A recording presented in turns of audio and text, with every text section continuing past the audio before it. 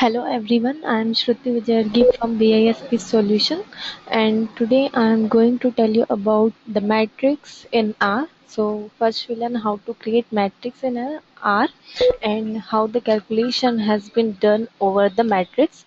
So matrix is just a collection of data elements which is arranged in a two-dimensional rectangular pattern. You know about the matrix, it has rows and columns.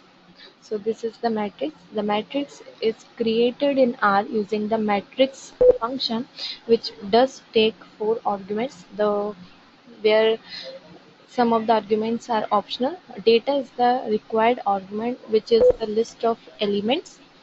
The n row is and n column specifies the dimension of number of rows and number of columns, and by row it does take two values, true and false. If the value is true, that means the data will be stored in a row wise pattern, and if the by row value is false, that means it will store the value row wise, and true, that means column wise. Okay, sorry, by default the value will be stored column by column, and by default it does take value false, which means that the default matrix will be stored data elements column by column. So we can create a matrix of values using the matrix command in R. So let's go ahead in R and work over the commands. So let's construct a matrix, and let's suppose I want to create a matrix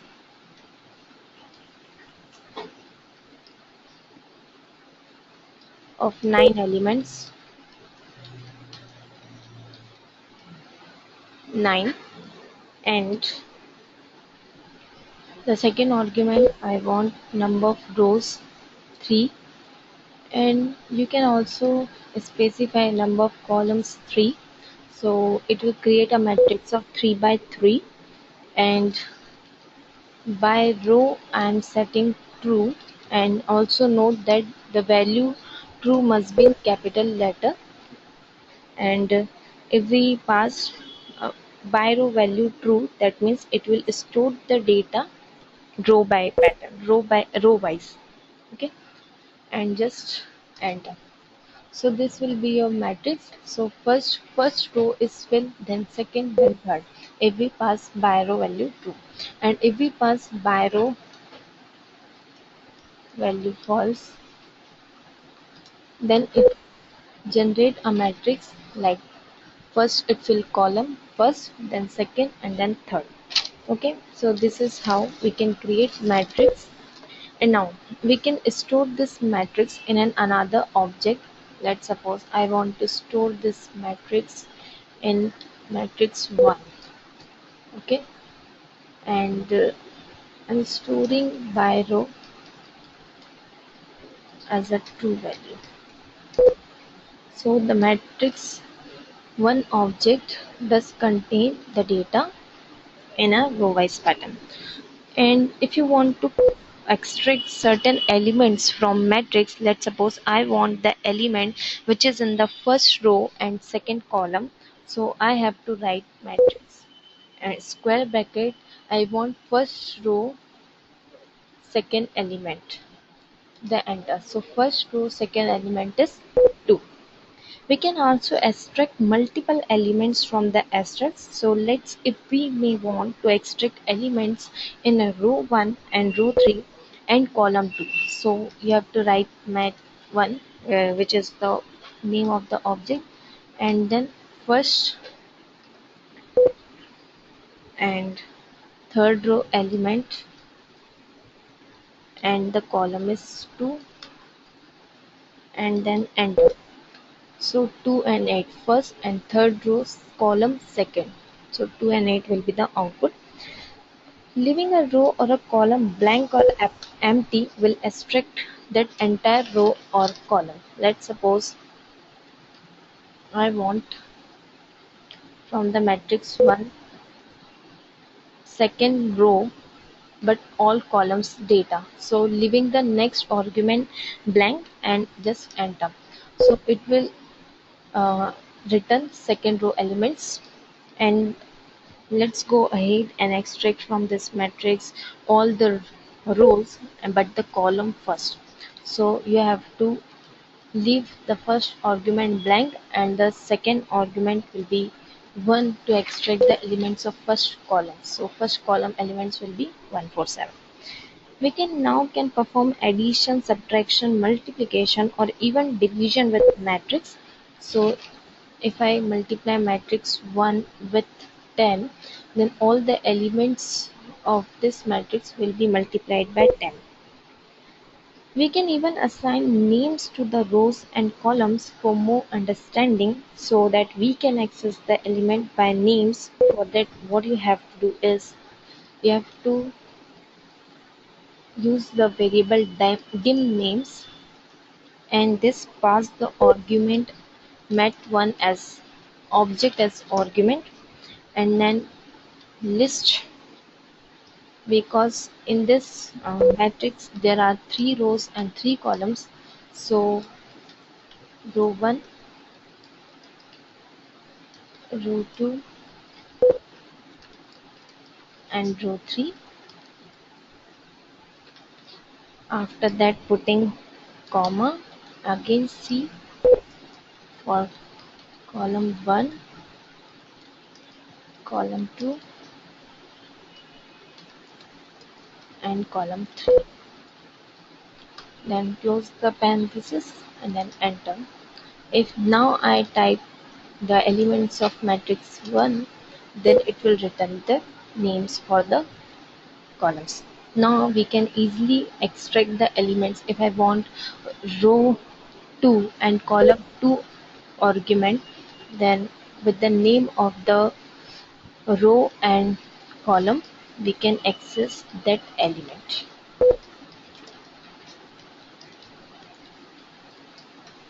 So it will return 5. Now we can perform transpose of a matrix. So what is the transpose of matrix? We construct the transpose of a matrix by interchanging its columns and rows with the function. So R provides us the function T, which changes the row into column and column into row.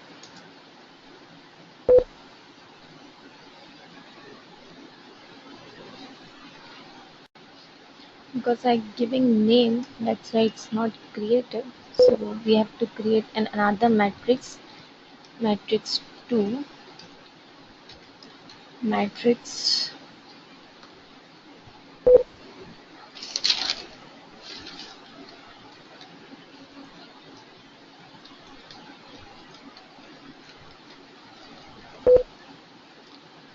and number of rows 3 and by row 2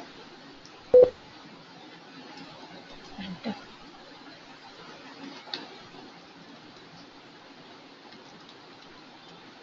Now you can transpose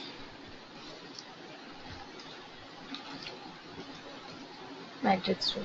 So the row becomes the columns and columns becomes the rows using the T function which does transpose. Now we can combine two matrices having the same number of rows. So we have matrix 2 and now I'm creating another matrix, matrix 3 for combination of two matrices.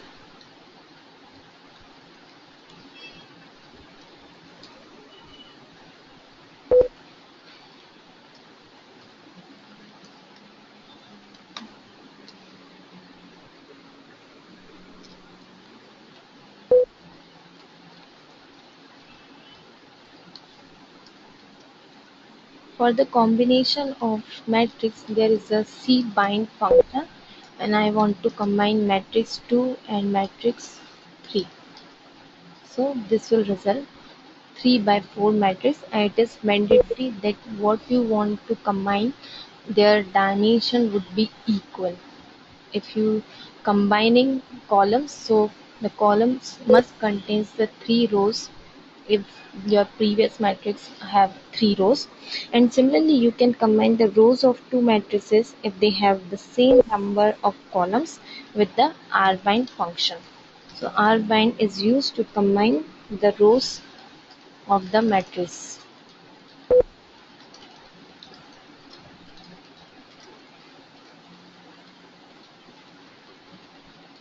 because the number of columns is not matched. That's why you have to create another matrix which has column must be 3 because in my previous matrix there is a 3 rows and I want 3 columns to combine with matrix 2.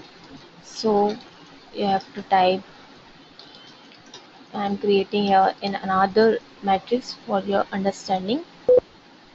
Number of column equals to 3, enter, and now our bind is used to combine matrix 2 with matrix 4.